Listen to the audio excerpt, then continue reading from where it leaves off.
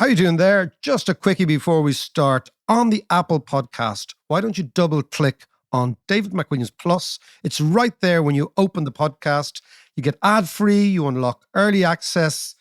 Just double click and away you go. David McWilliams Plus. You get this pure and simple. To understand the economy, you have to understand human nature. This podcast is powered by Acast. How you doing there? It is podcast time, and just before we start, an important announcement. Dun, dun, dun.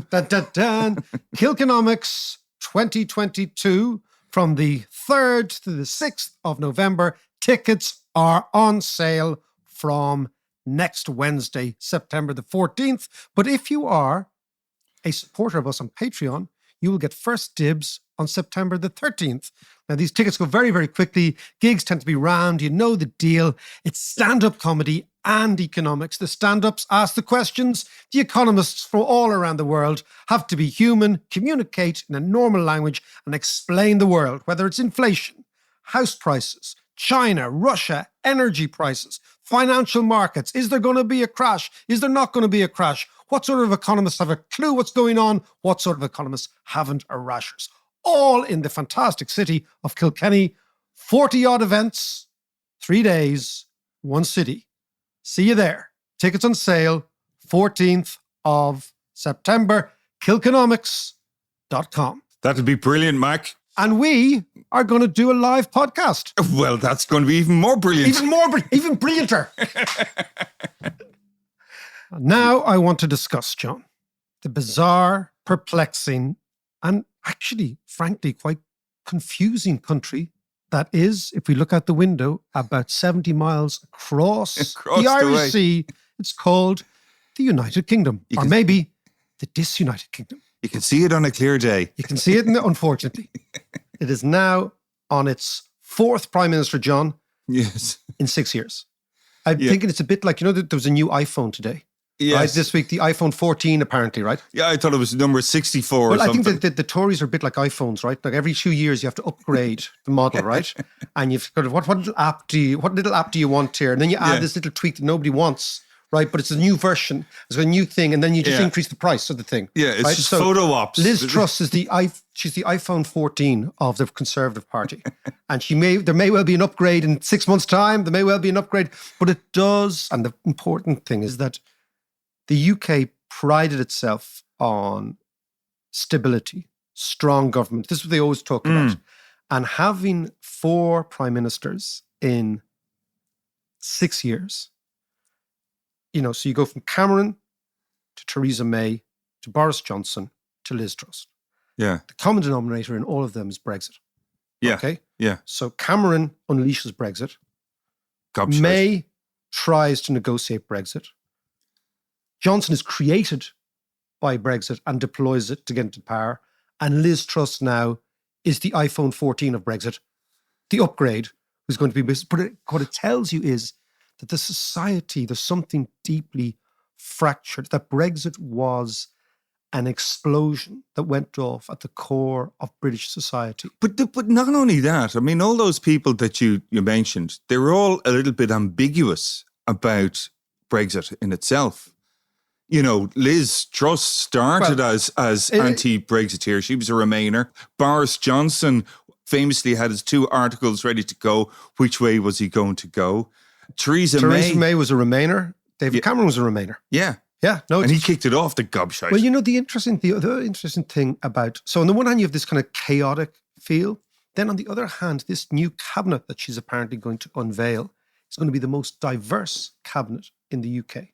Going to have far more black people in it, far more people of Pakistani and Indian origin, far more women, far more immigrants. It's going to be the most diverse cabinet. And yet what is amazing is that the immigrants are the most right-wing. And our assumption always was that the immigrants would be left-wing because they'd come into society, be a little bit poorer. But it's actually sort of panning out that a lot of the immigrant votes are people who are going to get up and go, I don't need the welfare. Immigrants tend to be more ambitious anyway. So what we're having is a real total change in the face of British power. Yeah. At a time when the economy has never been weaker. I mean, I was over there last Saturday, talking at the FT Festival's the FT Weekend's annual festival, right? Shindig. Now, in fairness, that is the Financial Times. It's only a certain. Is that the fancy one up in the... the festival that we went to. Yes, we spoke at that before. And we... That was great, And actually. we remember we sat down and we chatted to Vivian Westwood. That's right, yes, about we the did. Pistols and Malcolm McLaren and all that sort of stuff. But anyway, I was speaking about that at that last week, and there is a real sense of trauma in the UK. And anybody I met over the weekend, the chats were, a lot of it was politics. And there was a real sense that, which you don't get here, right? Yeah. That they are on a path that none of them can really figure out where the end game is. The society, the inequalities in the UK, there's inequalities everywhere. The data will tell you Irish inequality is half as bad as the UK. But the reality of that is this extraordinary sense of the haves and have-nots. Yeah. You really feel it there.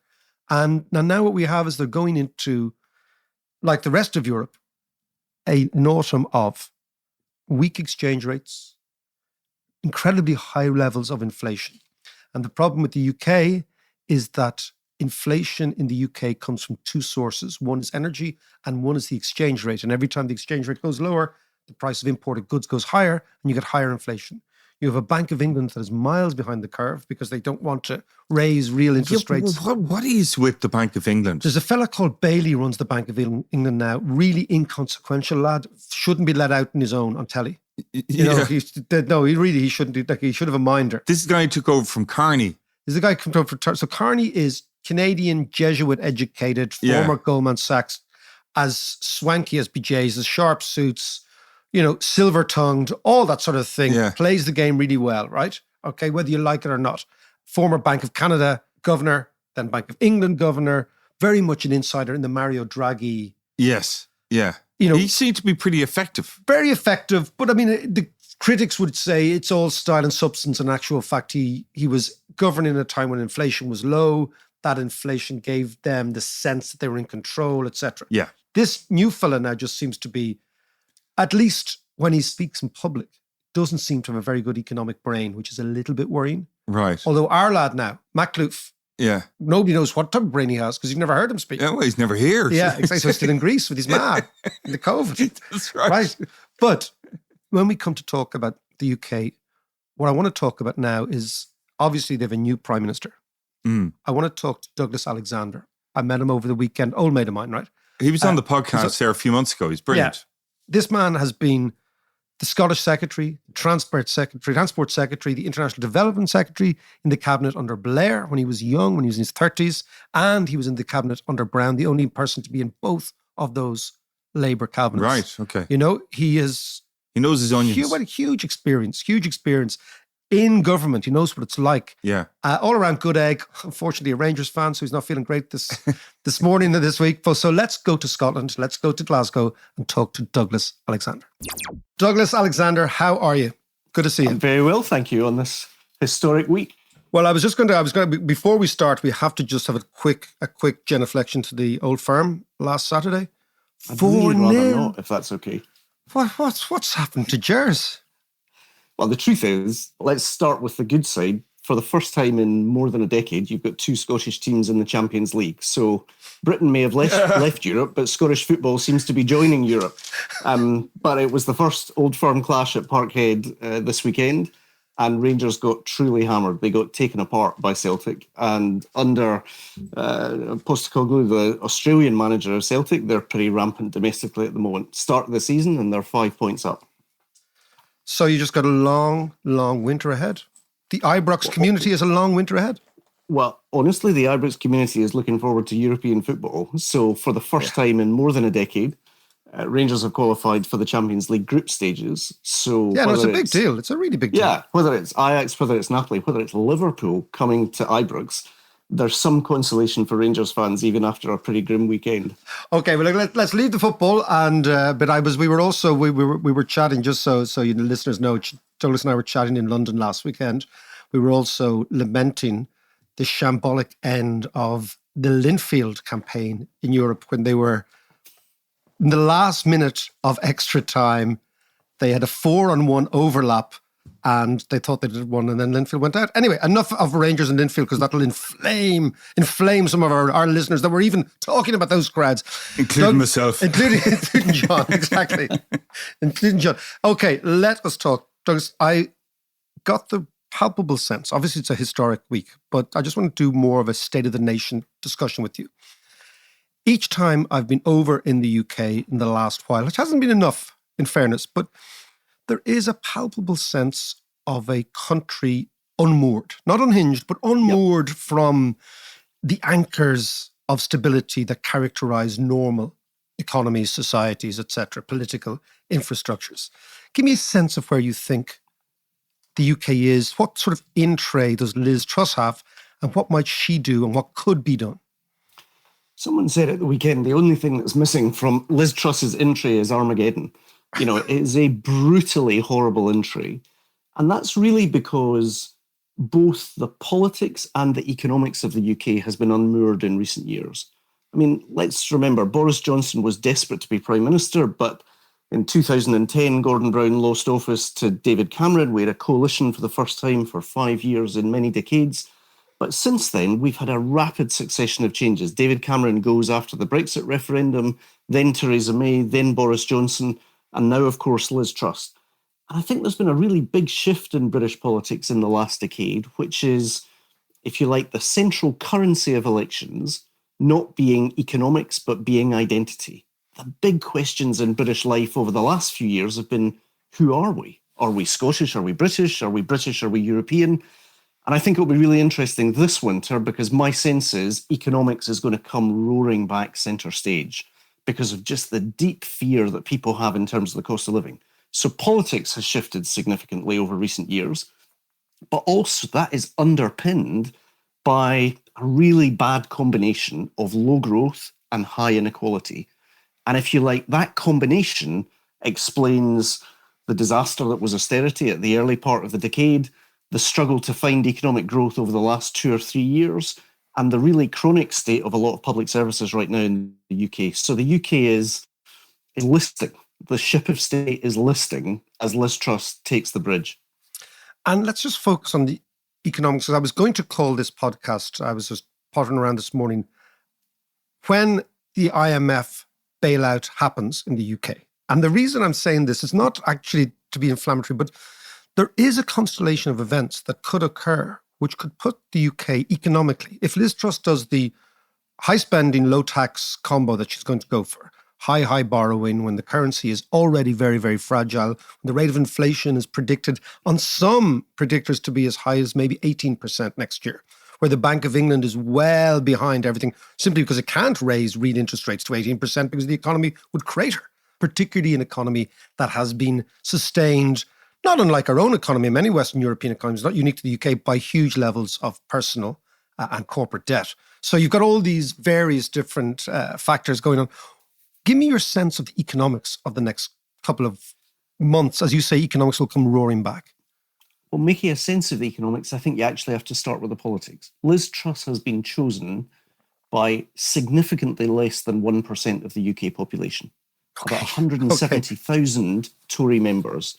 They are overwhelmingly white, overwhelmingly old, overwhelmingly in the southeast of England.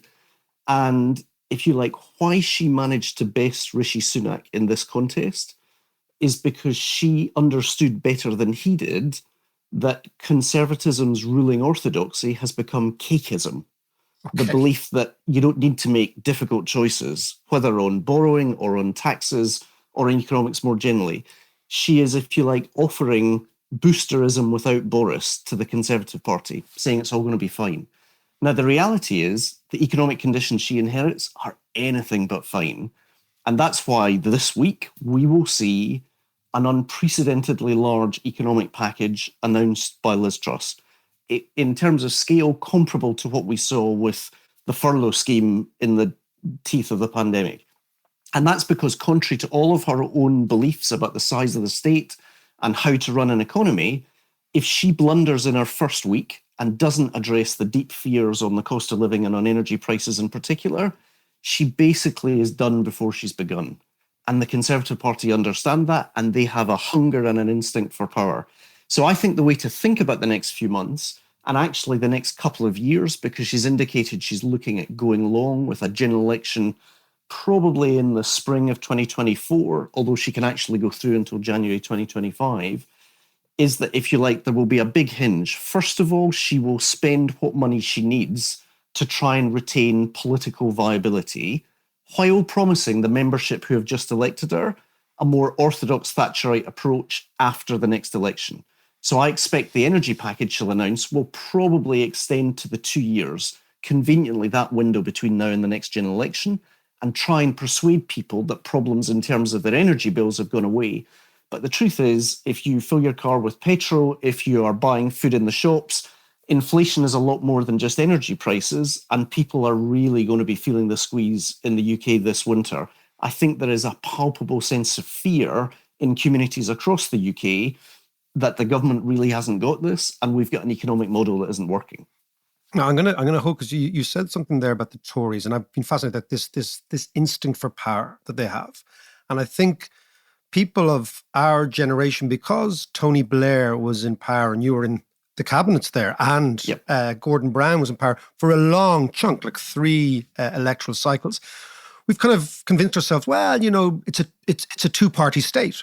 But actually, historically, if you look at it, it's a kind of a 1.5-party state, in the sense the Tories have been in power a lot. Okay, and I want you to explain to me, maybe in a little bit, what is this Tory nation? Why does this party continue to galvanize majorities on a constant basis, despite scandals and economic crisis and bad decisions and all that sort of stuff? But let's focus now on something that the UK in the 1970s had an IMF bailout, which is kind of inconceivable given where the UK had started, let's say, 30 years prior to that. Strongest currency in the world, biggest current account surplus in the world, all that good stuff. Just, again, bad management, bad luck, and an energy crisis. So this is what I'm talking about. These energy crises can really unhinge politics in a way in which we haven't seen for 40 or 50 years. I think that's absolutely right. Firstly, the Tory party, one of their talents is shape-shifting, that they change with a shamelessness that would make most political parties blush. So the way I think about the modern Conservative Party is it's not really a Conservative Party at all. It is an English nationalist party. And if you like, it has been remade in the image of the Brexit vote that it was central in delivering. And in that sense, that's radically different from the one nation conservatism that you would have seen with someone like John Major, the big beasts like Ken Clarke or others who you would know, all of whom basically have been squeezed out by what is a much more right-wing Conservative Party than was the case in the past. But politics is comparative, and as someone who's been a Labour Party member for more than 30 years, we have to take our share of responsibility for the fact that the Conservatives keep winning elections. If you look at the record of the Labour governments, and indeed Labour general elections, it was defeat, defeat, defeat, defeat, Blair, Blair, Blair, defeat, defeat, defeat, defeat. That tells you something. Yes. And if you talk to Tony Blair, as I've done about it, one of the points he makes is we're a party that is too borne down and weighed down by our past. As a party, we're sentimental and attached to ideas about the working class, ideas about trade union organisation, ideas about manufacturing, in what is a modern service economy. And if you are perceived as being more interested in the past than the future, you tend to lose. Honestly, if you elect Jeremy Corbyn as your leader twice in 5 years, then it's going to take time for the British people to give you back the trust that they want in terms of the leadership. So I think there's a comparative element as well. In terms of the economics, though, I think we are rightfully proud of the work that we did in the late to mid-90s and indeed through into the early noughties, when we lifted the UK's level of economic growth to levels where we were actually catching up with the Frances, the Germanys. We now flatter ourselves by saying we're the 5th largest economy in the world, although indeed numbers were published yesterday saying India's overtaken us and the UK's fallen to 6th. But that size of the UK economy masks the fact that we're much more unequal than most of these European alternatives. And that's why there are many, many poorer people who are really struggling. And again, that's where austerity played a big role. One of the features of austerity over the last 10 years was to absolutely hammer the benefits paid, not to those out of work, but also to those in work. So we have a real problem with poverty pay and inequality, the profundity of the inequality in the UK that is not replicated in many continental European countries. And the challenge is, how do we raise British productivity? How do we focus on growth? And how do we make sure that the proceeds of growth are shared more equitably than we've seen over the last decade or so? See, it's amazing that you're talking like this. And we exchanged a chat on Saturday night about a trip I had to a place called Sketchfield. I think it was in Birmingham. I think it's called Sketchfield. Yep. Or Sketchfield. Yep, could be. And it was a football trip about 5 years ago with my son and his football team. And I could even sense the kids, the Irish kids, were really quite shocked at the poverty they sensed around them in a suburb of Birmingham. Just the physical look of the people, the physical sense of the place, the complete lack of any resources. And again, that's Irish kids comparing Ireland, and we're catching up, right? If you compare your average Parisian or certainly German kid, it's a totally different social infrastructure that they're inheriting from their parents, who are also framing it to their politicians. And yet, Liz Truss is still talking about trickle-down economics. Frankly, you're right. When I was the MP in Paisley, I had to help establish a local food bank. And food banks have now extended the length and breadth of the United Kingdom. That's despite the fact, even in Scotland, we get about £2,000 more in terms of public expenditure per head of population than in England, thanks to the Barnett formula. But the reality is, those food banks, on one hand, reflect the best of human instinct, a desire to help each other and to help your neighbours, but they represent a profound failure of an economic and social model where people are reliant on charity rather than being valued as members of society. Now, in that sense, whether that is by raising the minimum wage, whether that is by making sure that in-work benefits like tax credits are paid, Britain has really declined over the last decade and faces profound social justice challenges as well as profound economic challenges and economic productivity challenges. Now, I know that you're not a big fan of Scottish nationalism, but if you are a Scottish nationalist and you're listening to this programme, you're listening to your talking and you're saying, look, the UK has this problem, that problem, the other problem, been run by an English nationalist party that believes in trickle-down economics, but they'll spend quite a bit if they can get away with it, and then they'll try and limp to the next election, and then they'll obviously impose austerity because they've got to get back to the fiscal idea that the Tories have some sort of fiscal responsibility somewhere in the back of their heads, okay? And you're a Scotsman or a Scotswoman. You think, do I want to be part of that? Well, two parts of that. First of all, I don't believe the Tories are going to win the next election. I think genuinely Keir Starmer is doing a good job, and there is every prospect that Labour can win. It's far from in the bag, but fair enough. That's a genuine option in a way that, frankly, a couple of years ago would have been almost unimaginable. People thought maybe he can be Neil Kinnock, but he can't be Neil Kinnock and John Smith and Tony Blair in one term. Mm-hmm. Most commentators now think certainly we need to take that seriously. So first of all, that's a realistic possibility. Fair enough. And if you like, there's a symbiotic relationship between the Tories and the Scottish nationalists, English nationalists, Scottish nationalists. And if you like, they've got a huge vested interest in both squeezing Labour out of the story. But the reality is, we've just got a real-time experiment of what a politics of flags, grievance, and new borders do. And it's called Brexit. And for me, it is a warning to be heeded, not a model to be replicated.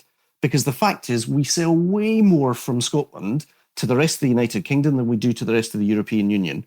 Why would we want to replicate all of the problems that we're living with at the moment in terms of the Northern Ireland Protocol, the collapse of competitiveness for the UK, the problems at Dover?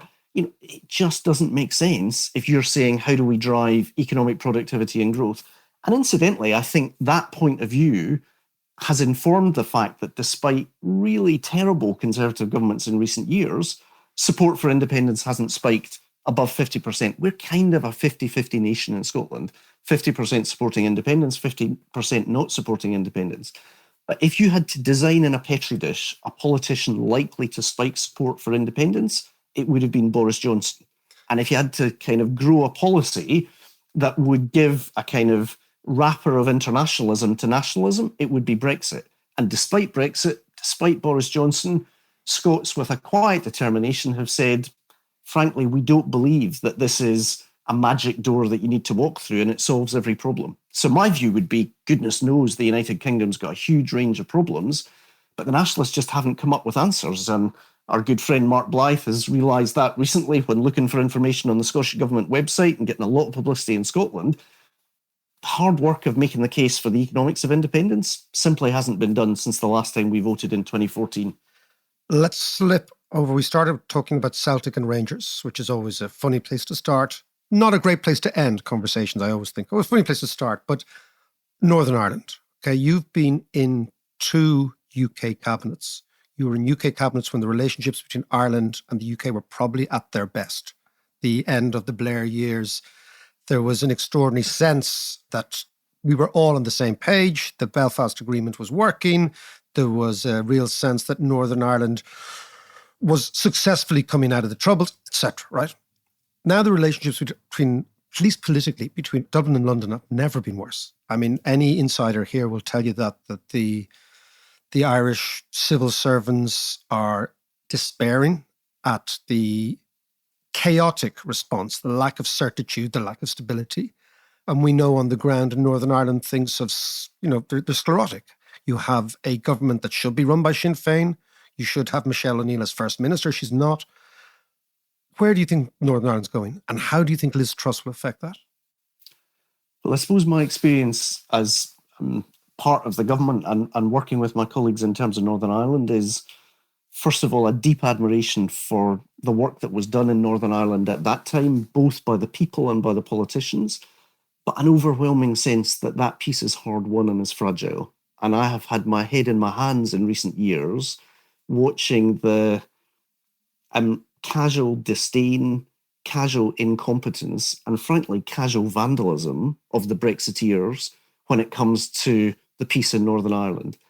But at the same time, I simply don't understand why the DUP supported Brexit if they were interested in a long-term future for Northern Ireland within the United Kingdom. Snap. That, if you like, my lesson from the late 90s and early noughties was that the guy who got there first was John Hume. He understood that Europe could change the geometry of the conversation from a zero-sum game that said we win and you lose, or vice versa to the two communities.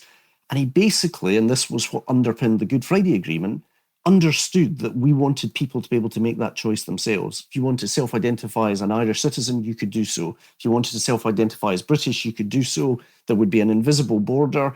And if you like, there would be a structured ambiguity that could hold that community together and let it prosper.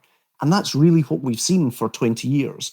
But that requires political leadership. It requires political leadership in Northern Ireland. And I look in vain for where that leadership is on the unionist side. And at the same time, it needs political leadership in Dublin and in London. And I think we've still got it in Dublin, but we're looking in vain for it in London. So I hope both during Michael Martin's tenure and then when Leo Varadkar takes back over, we will see a significant improvement in Anglo-Irish relationships. But there is very little evidence that that's on Liz Truss's agenda. And I worry that she sees Brexit as a front in the culture war and Northern Ireland as part of that, rather than being an issue that needs to be handled with sensitivity, with skill, and hopefully with statesmanship. Douglas, I just wanted to ask you about, I know Liz Truss is not the most diplomatic of people, it seems, but I'm just curious about, with some of her comments about Macron and all the rest, how is the European relationship going to go, do you think? How's it going to change, if at all? Well, listen, we will find out. I hope that those spectacularly ill-judged comments about Emmanuel Macron were campaign talk rather than governing talk. The idea that you don't immediately recognise France, who incidentally, as the UK, we're in a military alliance with, as being one of our partners, and said the jury's out, is just, it's bad politics, it's bad diplomacy, and it's stupid statecraft. So the fact is, she's got a chance to reset that relationship. I understand the British Prime Minister is going to be invited to the European Council in October. That's going to focus on Ukraine. It's going to focus on geopolitics.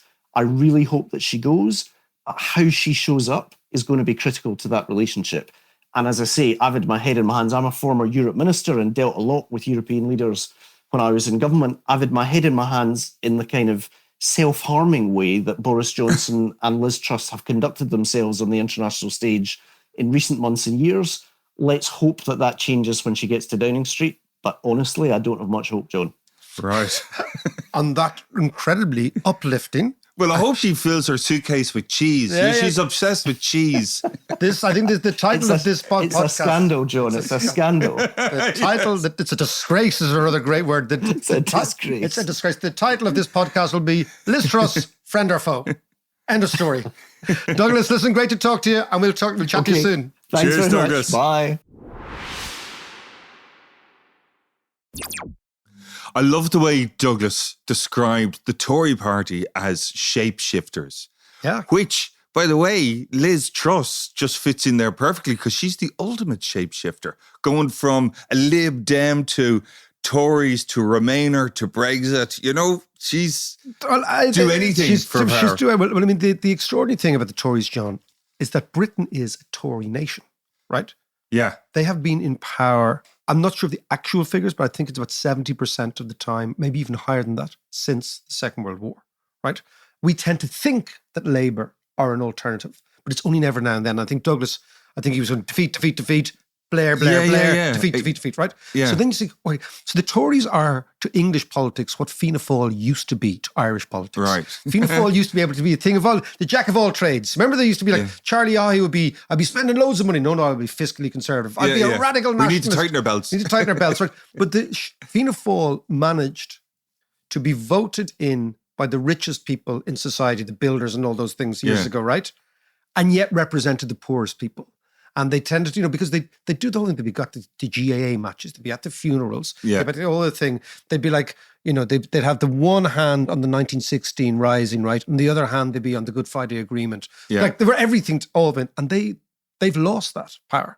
They've lost that knack. Yeah. And they've really lost. Now, the Tories have exactly that sense. Now, what is really interesting about this branch of Tories, if you think about the Conservative Party, the key is in the name is to conserve, right? And this is an Edmund Burke, an Irish Tory man who wrote, if you're actually interested in this thing, Edmund Burke's Reflections on the French Revolution, I think it was published in about 1795, is still worth reading in terms of understanding the difference between, so the Tory party is about conserving. So conservatism is all about legacy and tradition and not being too radical, right? So you inherit, what their idea was, things that are passed down because they work. And the idea of disrupting all that is actually a radical change in society and too radical. So the best thing is incremental gradualism, etc. Right? That was the Tory party, right? Under Liz Truss and under Johnson, it has become the disruptive party, not the Conservative Party. Yeah. So conservatism is about stability. It's about long term. It's about we know the people. We are what we are. It's a sense of permanence. Yeah. What Johnson and Truss are doing is something quite radical. It's a radical departure from this. It's actually the disruptive party. And it comes from, that Silicon Valley, move quickly and break things. Yeah. Exactly the thing you should not do to run a society. Yeah. Okay. And But again, do the times that we're living in not require a bit of difference? this disruption, they probably do.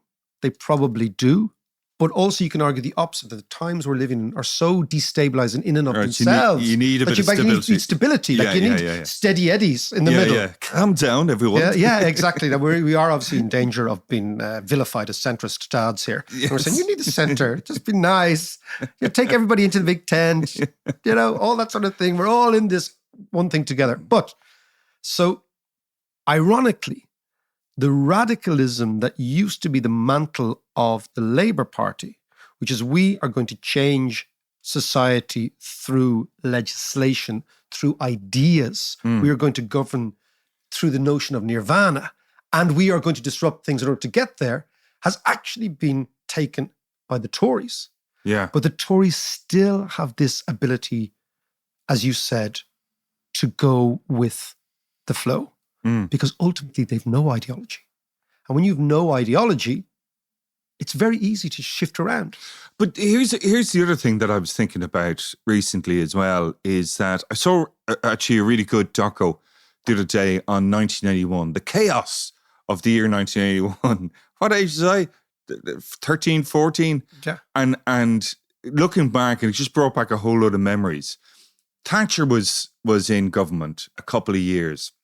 Now, Liz Truss is kind of...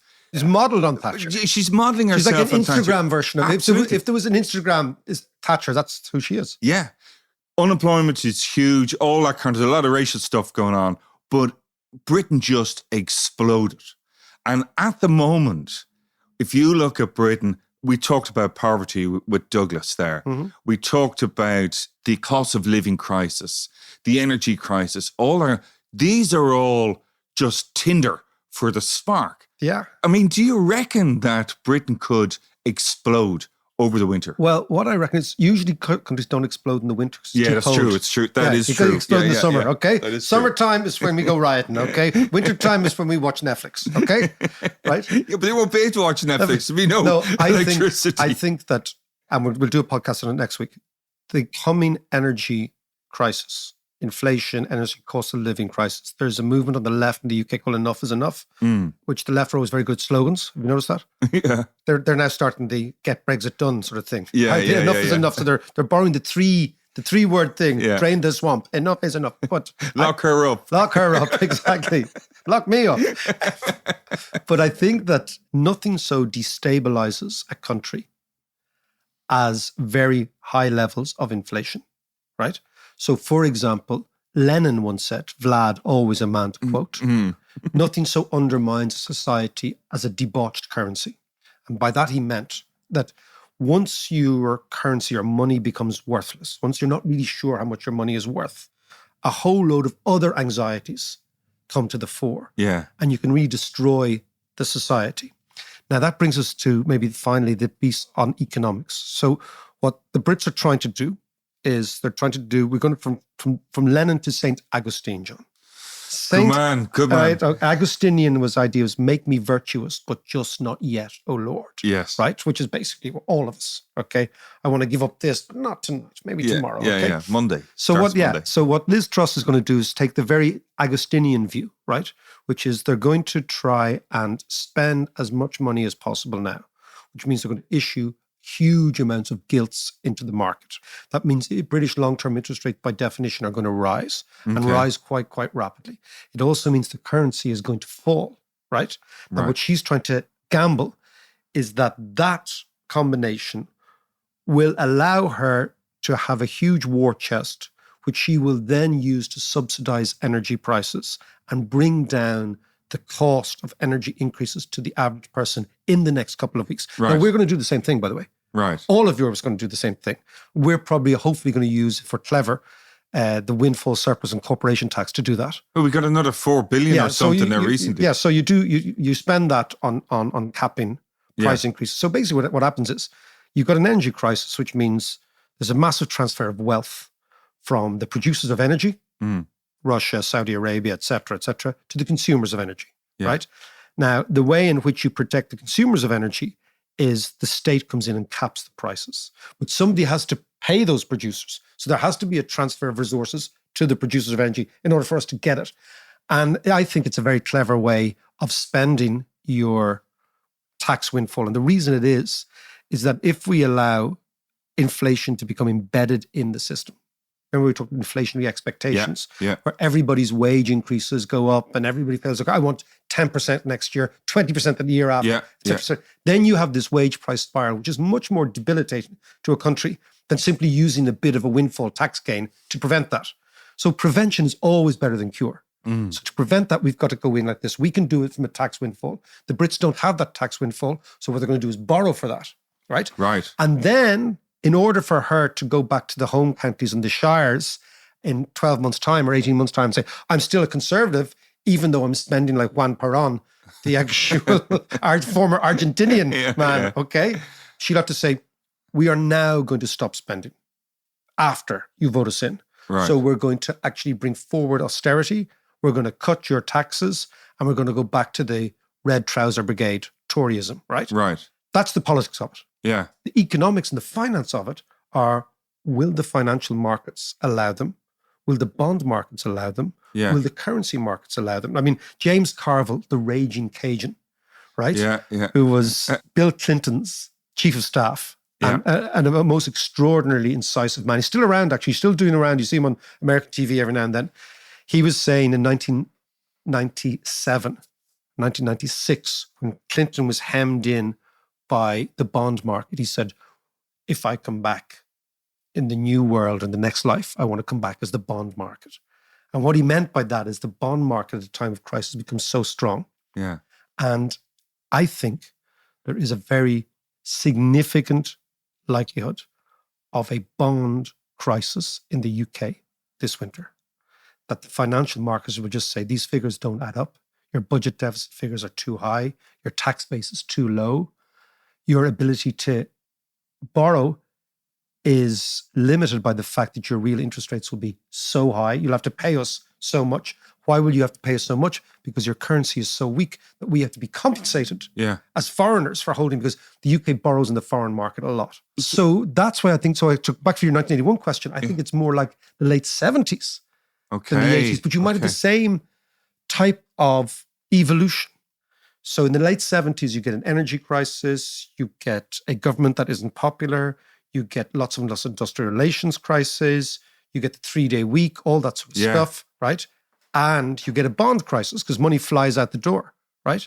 Already Brexit has made international capital jittery about the UK. Yeah. You superimpose this on it, and I think there's a real likelihood that the UK ends up in a bond cul-de-sac in the next 18 months, something they haven't experienced for 50 years. So if that happens, what are the implications for us then here in Ireland? Well, it's fascinating. If we had been sitting here 25 years ago, good chance we'd be here 25 years hence. I'm not so sure. Two old pelicans saying on Zimmer frames. But when Ireland and the UK were so profoundly intertwined financially, like, don't forget that Ireland had a currency crisis because the UK in September of 1992 fell out of the European exchange rate mechanism. Back then, we were regarded as basically a Britain light. Yeah. That has completely changed. Ireland has totally divorced itself from the UK financially, like 100% financially. And I mean, we've given the figures before. Export-wise, 1951, when Winston Churchill was in his second term of office, 93% of our exports went to the UK. It's now 11%. So we've completely divorced ourselves on that side as well. Yeah. So I think it's bizarre to say, but the more crises there are in the UK, the more jittery the UK capital markets, the more unstable it is as a place of long-term investment or perceptions of long-term investment, the more capital will look for other places to go. And as I always said, when your neighbor goes bonkers, all you got to do is do nothing and you look really sane. Yeah. And that's precisely what's going to happen here. And a crisis in the UK, which in the old days used to drag us down, financial crisis in the UK will be another windfall for us. Just a quick update on Patreon. If you want to go to Kilkenomics, the best economics festival in the world, November 3rd to 6th in Kilkenny. You, as Patreon member, will get first dibs on these tickets, and they go extremely quickly. So Patreon, first dibs, Kilkenomics tickets. No ads, early access to all economic courses, and of course, access to the conversation. For myself and John, answer your questions every single week. So, patreon.com/Dave McWilliams. Sign up, all for the price of a pint.